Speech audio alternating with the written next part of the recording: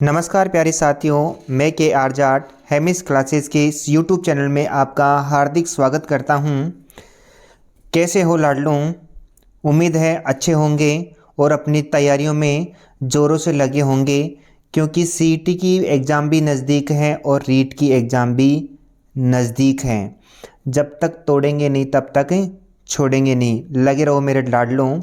और इसी के साथ शुरुआत करते हैं आज के इस करंट अफेयर्स की क्लास को। तो आइए शुरुआत करते हैं। राजस्थान के जो अपना टॉपिक चल रहा था कि महत्वपूर्ण जो व्यक्ति थे, स्थान थे या संस्थाएं जो थी उनके बारे में, और इसी क्रम को हम आगे बढ़ाते हुए आज पढ़ते हैं राजस्थान के वर्तमान में मुख्य पदाधिकारी। जी हाँ, राजस्थान में मुख्य पदाधिकारियों की बात करते हैं। तो फर्स्ट नंबर पे बात करते हैं कि वर्तमान में राजस्थान में लोकायुक्त कौन है। वर्तमान में राजस्थान में लोकायुक्त पद पर कौन नियुक्त हैं? तो याद रखना, प्रताप सिंह लोहरा। जी हाँ, प्रताप सिंह लोहरा वर्तमान में राजस्थान के लोकायुक्त हैं। 9 मार्च 2021 को इन्होंने अपनी शपथ ग्रहण की थी। याद रखना, 2 वर्ष से रिक्त चल रहा था ये पद। ठीक है, 2 वर्ष से ये पद रिक्त चल रहा था। तो 9 मार्च 2021 को प्रताप कृष्ण लोहरा जी ने लोकायुक्त पद की शपथ लेकर इस पद को पूरा किया। ठीक है, और वर्तमान में लोहरा जी राजस्थान के 13वें लोकायुक्त बने। जी हाँ, राजस्थान के 13वें लोकायुक्त बने। याद रखना, राजस्थान के कौन से नंबर के हैं? 13वें। और उन्होंने शपथ कब ग्रहण की? 9 मार्च 2021 को। 9 मार्च 2021 को। ठीक है, नंबर 2 पे हैं अध्यक्ष राजस्थान कर्मचारी चयन आयोग।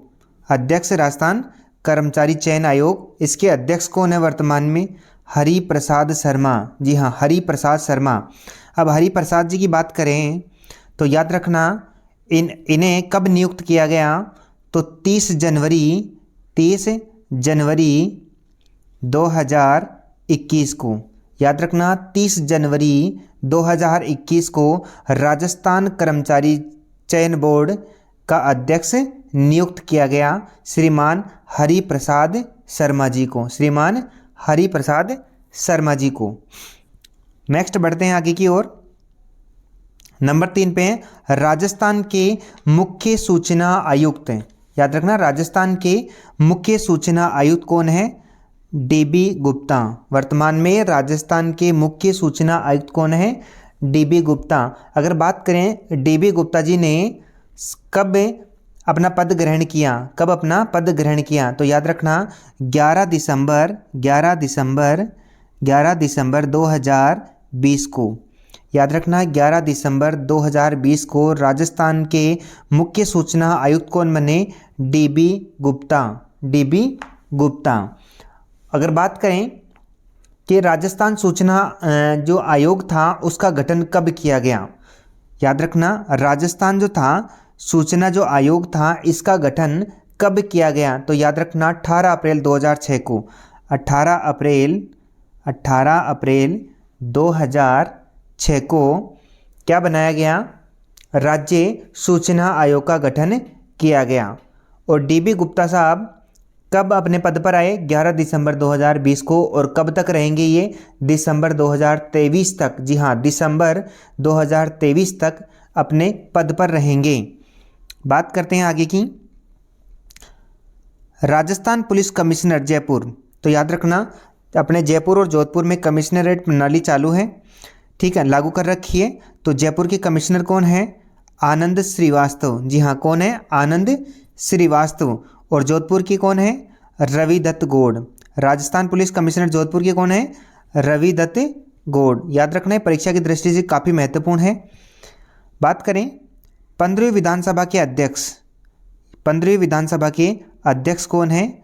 तो 15वीं विधानसभा के अध्यक्ष हैं सीपी जोशी। अगर यही पूछ ले आपसे कि वर्तमान में लोकसभा के अध्यक्ष कौन हैं, तो याद रखना, कोटा बूंदी के सांसद है कौन? ओम बिरला जी।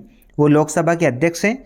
और विधानसभा के अध्यक्ष वर्तमान में हैं सीपी जोशी। जी हाँ, सीपी जोशी साहब क्या हैं? 15वीं विधानसभा के अध्यक्ष। यहाँ से प्रश्न एक और निकल के आ सकता है कि वर्तमान में राजस्थान में कौन सी विधानसभा चल रही है। तो कौन सी विधानसभा चल रही है? 15वीं विधानसभा चल रही है। बात करते हैं अगले फैक्ट की तरफ में। वर्तमान में राजस्थान के महाधिवक्ता कौन है? वर्तमान में राजस्थान के महाधिवक्ता कौन है? जी हाँ, याद रखना, एम.एस. सिंघवी। एम.एस. सिंघवी साहब वर्तमान में राजस्थान के क्या हैं? महाधिवक्ता हैं। और अगर पूछ लिया आपसे कि राजस्थान के मुख्य निर्वाचन अधिकारी, राजस्थान के मुख्य निर्वाचन अधिकारी कौन है? राजस्थान के मुख्य निर्वाचन अधिकारी कौन है? तो राइट आंसर होगा परवीन गुप्ता। परवीन गुप्ता, जी हाँ, याद रखना। अगर महाधिवक्ता पूछते हैं तो एम.एस. सिंघवी और मुख्य निर्वाचन अधिकारी पूछते हैं तो परवीन गुप्ता। बढ़ते हैं आगे की ओर। वेरी इंपॉर्टेंट है, राज्य बाल अधिकार संरक्षण आयोग के अध्यक्ष। वर्तमान में राजस्थान में बाल अधिकार संरक्षण आयोग के अध्यक्ष कौन है? तो राइट आंसर होगा इसका संगीता बेनीवाल। जी हाँ, इसका राइट आंसर क्या होगा? संगीता बेनीवाल। और राजस्थान में राज्य मानवाधिकार आयोग के अध्यक्ष कौन है? राजस्थान में राज्य मानवाधिकार आयोग के अध्यक्ष कौन है? तो उसका राइट आंसर होगा गोपाल कृष्ण व्यास। अगर थोड़ी सी विस्तृत चर्चा करें गोपाल कृष्ण जी की, तो गोपाल कृष्ण व्यास जो है इनको कब नियुक्त किया गया? तो 25 जनवरी 2021 को, 25 जनवरी 2021 को इन्हें नियुक्त किया गया। याद रखना, मानवाधिकार आयोग के अध्यक्ष पद पर इन्हें कब नियुक्त किया गया? 25 जनवरी 2021 को। बढ़ते हैं आगे की ओर। हाँ, ये याद रखना, ये दोनों ही पर्सन क्या हैं? वेरी इंपॉर्टेंट है। ये दोनों ही पर्सन क्या हैं? वेरी इंपॉर्टेंट है, रट के जाना, परीक्षा में ऐसे कैसे छपने वाले हैं दोनों के दोनों पर्सन, चाहे वो सीटी की एग्ज़ाम हो चाहे वो रीट की एग्ज़ाम हो। ठीक है दोस्तों, मैं जो अभी जो पढ़ा रहा हूँ आपको करंट जीके, बस इनको रट जाना। आप तो नहीं आएगा एग्जाम में, इससे बाहर आएगा ही नहीं। संभावना है कि जो करंट जीके हैं उसका पूरा निचोड़ दे रहा हूँ मैं आपको, कि बस इसको पढ़ जाना, नहीं पार हो जाएगी आपकी। बढ़ते हैं अगले फैक्ट की ओर कि वर्तमान में सीएम साहब कौन है? वर्तमान में राजस्थान के अशोक गहलोत जी किस क्रमांक के मुख्यमंत्री बने हैं? किस क्रमांक के, मानी कौन से नंबर के सीएम बने हैं? तो राइट आंसर हो जाएगा इसका 25वां। ठीक है दोस्तों, वर्तमान में जो सीएम साहब है अशोक गहलोत जी किस क्रमांक के मुख्यमंत्री बने हैं? तो याद रखना, ये 25वें नंबर के मुख्यमंत्री बने हैं। बात करें अगले फैक्ट की, तो 20 जनवरी 2022 को, जी हाँ 20 जनवरी 2022 को मुख्यमंत्री अशोक गहलोत ने जयपुर में, कहाँ पे दोस्तों? जयपुर में Rajiv Gandhi centre for advanced technology का शुभारंभ किया। याद रखना, 20 अगस्त 2022 को मुख्यमंत्री साहब श्रीमान अशोक गहलोत जी ने कहाँ पे दोस्तों? जयपुर में Rajiv Gandhi centre for advance technology का शुभारंभ किया। ठीक है, इंपॉर्टेंट फैक्ट है, याद रखना इसको। और इसके बारे में अगर थोड़ा सा और अगर मैं विस्तृत चर्चा करूं तो इससे क्या होगा, याद रखना, इससे Rajiv Gandhi centre for advance technology है, इससे युवाओं को क्या लाभ होने वाला है? तो याद रखना, विश्व स्तरीय प्रशिक्षण प्राप्त होगा। युवाओं को क्या प्राप्त होगा? विश्व स्तरीय प्रशिक्षण प्राप्त होगा। किसके क्षेत्र में? टेक्नोलॉजी के क्षेत्र में। याद रखना, युवाओं को एडवांस टेक्नोलॉजी के क्षेत्र में विश्व स्तरीय प्रशिक्षण दिया जाएगा। और याद रखना, ये जो 20 अगस्त 2022 को राजीव गांधी की 78वीं जयंती मनाई गई और इसी जयंती के अवसर पर श्रीमान अशोक गहलोत जी ने Rajiv Gandhi centre for advance technology का शुभारंभ किया। राजीव गांधी जयंती को सद्भावना दिवस के रूप में भी मनाते हैं। याद रखना, राजीव गांधी जयंती को सद्भावना दिवस के रूप में भी मनाया जाता है। ठीक है, बढ़ते हैं अगले फैक्ट की ओर। 19-20 अगस्त 2022 को राजस्थान डिजी फेस्ट 2022 का आयोजन कहाँ किया गया? जयपुर में किया गया। कहाँ किया गया? जयपुर में किया गया। याद रखना, 19-20 अगस्त 2022 को राजस्थान डिजी फेस्ट 2022 का आयोजन कहाँ किया गया? जयपुर में किया गया। और अगर बात करें इसकी, तो जयपुर के बिड़ला ऑडिटोरियम में, जयपुर के बिड़ला ऑडिटोरियम में राजस्थान डिजी फेस्ट का 2022 का क्या किया गया? आयोजन किया गया। ठीक है दोस्तों, बढ़ते हैं अगले फैक्ट की ओर। तो बात करें अगले फैक्ट की, ठीक है, बात करेंगे 13 अगस्त 2022 को केंद्रीय रक्षा मंत्री कौन अपना? राजनाथ सिंह। याद रखना, केंद्रीय रक्षा मंत्री कौन है वर्तमान में? राजनाथ सिंह ने प्रदेश के किस माने राजस्थान के किस स्थान पर वीर दुर्गादास राठौड़ की प्रतिमा का अनावरण किया? याद रखना, 13 अगस्त 2022 को अपने केंद्रीय रक्षा मंत्री श्रीमान राजनाथ सिंह जी ने राजस्थान के किस स्थान पर वीर दुर्गादास राठौड़ की प्रतिमा का अनावरण किया? तो राइट आंसर इसका हो जाएगा सांवला कला गांव जोधपुर। याद रखना, सांवला कला गांव जोधपुर में श्रीमान केंद्रीय रक्षा मंत्री राजनाथ सिंह जी ने वीर दुर्गादास राठौड़ की प्रतिमा का अनावरण किया। स्थान कौन सा है वो? सांवला कला गांव जोधपुर। जी हाँ, सांवला कला गांव जोधपुर। प्रतिमा का अनावरण कब किया? 13 अगस्त 2022 को। 13 अगस्त 2022 को किन्होंने किया अनावरण? प्रतिमा का अनावरण किन्होंने किया? केंद्रीय रक्षा मंत्री राजनाथ सिंह ने। कहाँ पे किया? सांवला कला गांव जोधपुर में। बढ़ते हैं अगले फैक्ट की ओर। याद रखना, बरकतुल्ला खां अंतर्राष्ट्रीय क्रिकेट स्टेडियम कहाँ है? बरकतुल्ला खान अंतर्राष्ट्रीय क्रिकेट स्टेडियम कहाँ है?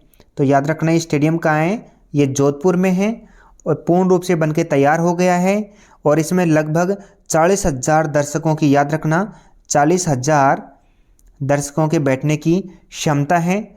यूँ कहें कि ईडन गार्डन अंतर्राष्ट्रीय जो क्रिकेट स्टेडियम है कलकत्ता में, उसके बाद दूसरे नंबर पर आता है।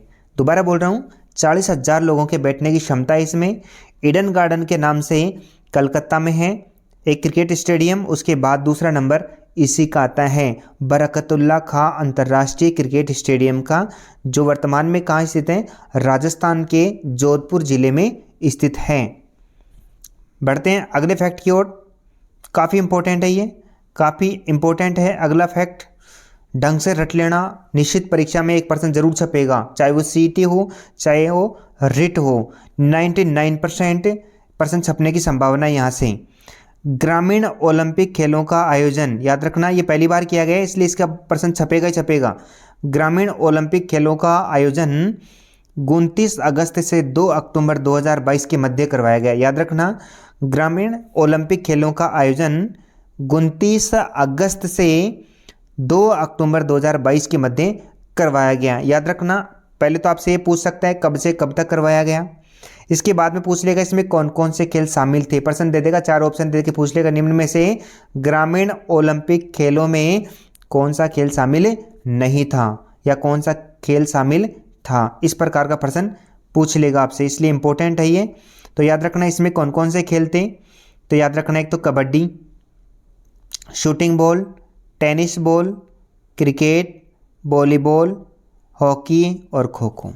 याद रखना कौन कौन से थे? Kabaddi, shooting ball, tennis ball, cricket, volleyball, hockey, kho kho.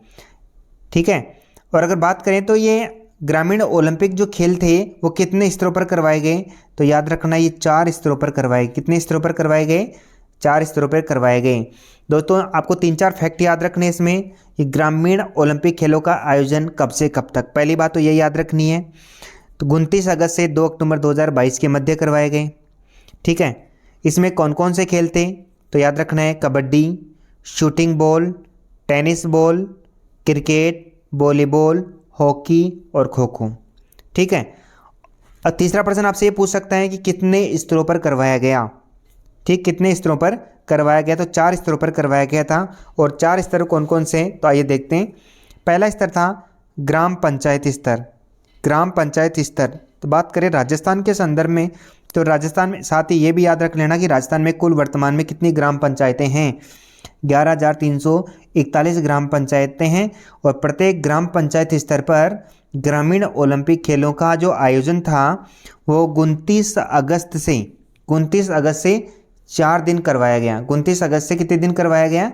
4 दिन करवाया गया। ये तो बात हो गई ग्राम पंचायतों की। ठीक है, अगर दूसरे स्तर की बात करें, ब्लॉक स्तर, तो वर्तमान में राजस्थान में कितने ब्लॉक स्तर हैं? 352 मानी पंचायत समितियां। ब्लॉक स्तर का मतलब होता है पंचायत समितियां।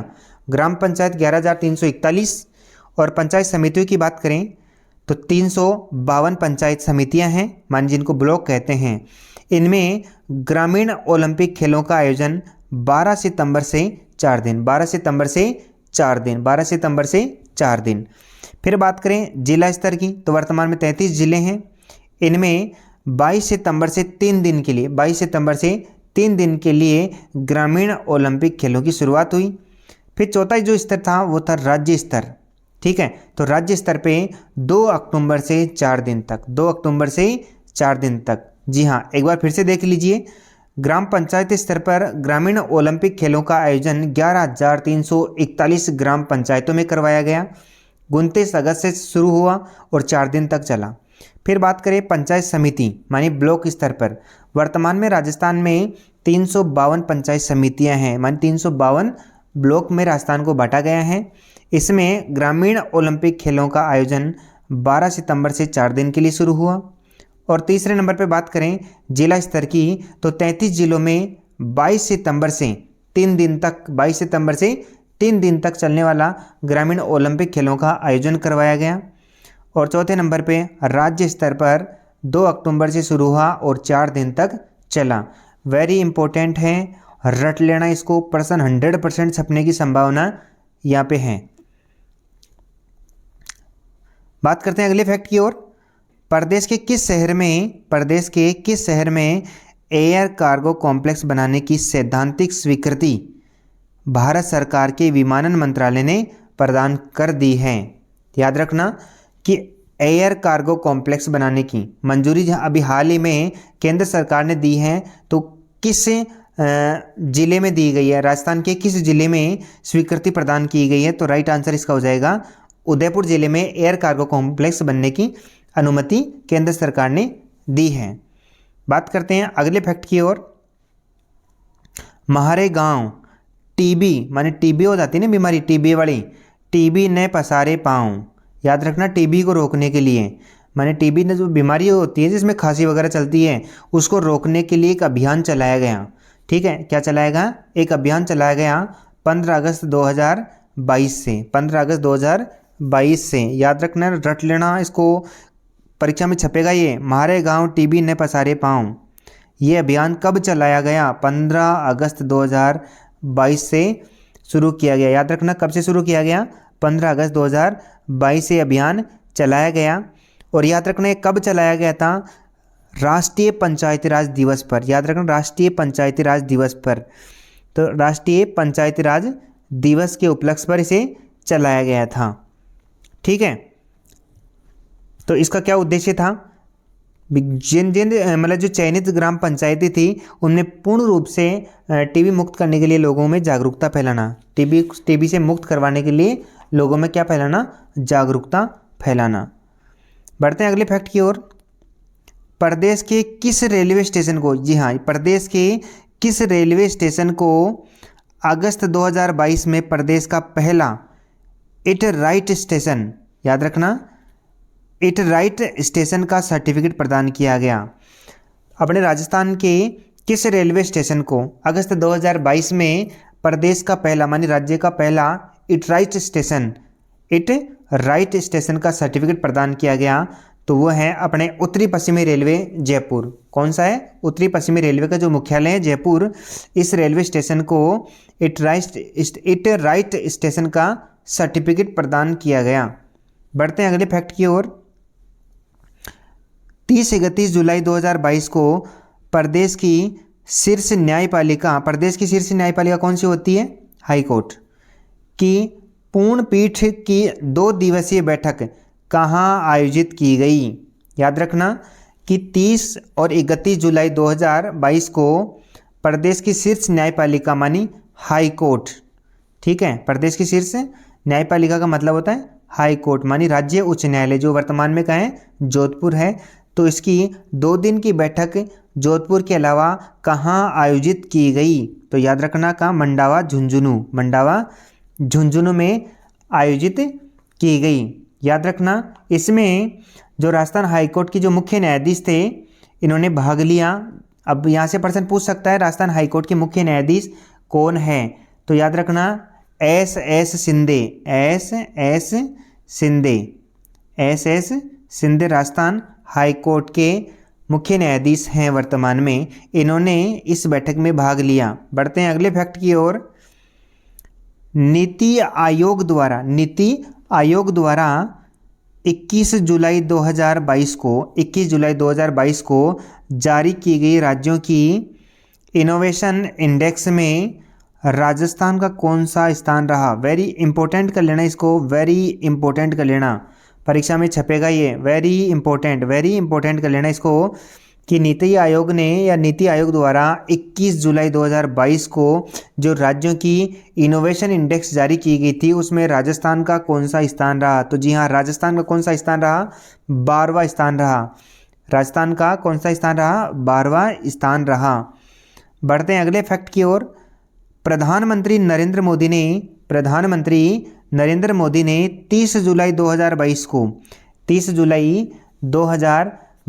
को एनटीपीसी की ओर से प्रदेश में स्थापित होने जा रही किस सोलर प्रोजेक्ट का वर्चुअल शिलान्यास किया। याद रखना, किस सोलर प्रोजेक्ट का वर्चुअल शिलान्यास किया। जी हाँ, याद रखना। तो इसका राइट आंसर हो जाएगा नोख जैसलमेर। राइट आंसर क्या हो जाएगा इसका, नोख जैसलमेर। ठीक है।